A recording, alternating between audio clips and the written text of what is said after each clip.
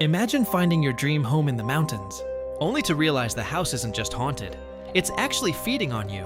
When Bill and Liz moved into a secluded Welsh farmhouse, they thought they'd found paradise. But after a 150-year-old secret was unearthed, and an invisible force tried to drown Liz in her own bathtub, they realized they weren't just living in a house. They were trapped inside a living nightmare that the locals call the most cursed land in the UK. If you're already feeling the tension, drop a comment below, because from here on, it only gets worse. Back in 1989, Bill and Liz were just a young couple looking for a fresh start away from the city chaos, moving their 14-year-old son to the breathtaking Brecon Beacons, a place so stunning with its rolling hills and misty peaks that it felt like a total paradise. But honestly, the silence of those mountains was hiding something truly sinister. They snagged this farmhouse called Heol Fanog for a bargain price that seemed way too good to be true. And at first, it was pure bliss as they spent months exhausting themselves renovating the old stone walls, painting every room, and building a vibrant garden that was supposed to be their sanctuary.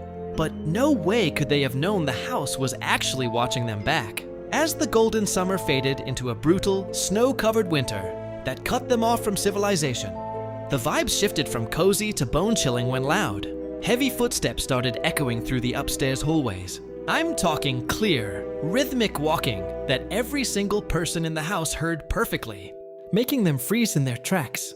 You've probably felt that prickly sensation of being watched before.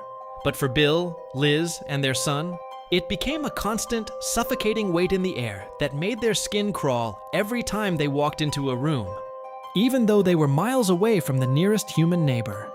Then the physical manifestations started getting aggressive, with massive wooden doors slamming shut with a violent force that felt like pure malice, as if an invisible person was standing right there, throwing their entire weight against the frame just to mess with their heads.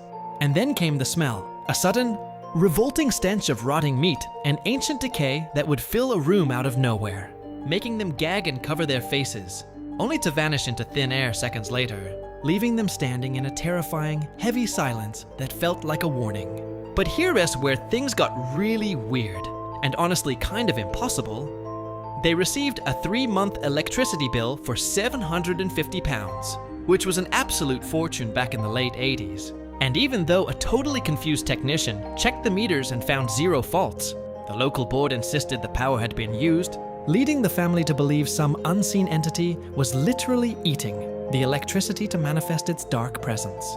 The tension hit a terrifying breaking point after their baby daughter was born, adding a layer of vulnerability that made every shadow feel like a predator. One night, while Liz was trying to soothe the baby to sleep, a door slammed with such power it shook the floorboards, trapping her in total darkness with that sickening rot smell swirling around her, while her daughter shrieked in terror. By the time Bill managed to force the door open, the air was thick with a presence they couldn't explain, but could definitely feel.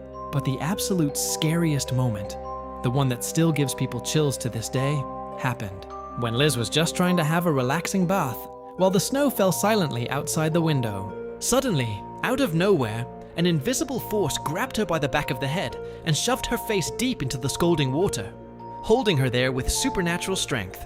Dude, she was literally seconds away from drowning, thrashing and clawing at the sides of the tub in a total panic, before the entity just let go, leaving her gasping and sobbing on the floor, while the house went silent again.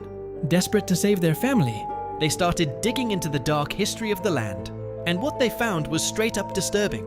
The house was built directly over ancient, forgotten graves, and in 1848, a brutal murder had occurred within those very walls where a man was hacked to death by his own friend with an axe. If that wasn't enough, they learned that because the location was so isolated, occultists had been coming there for decades to perform dark rituals and chillas, turning the farmhouse into a literal magnet for negative energy and demonic activity. Things spiraled out of control as their farm animals began dropping dead one by one for no medical reason.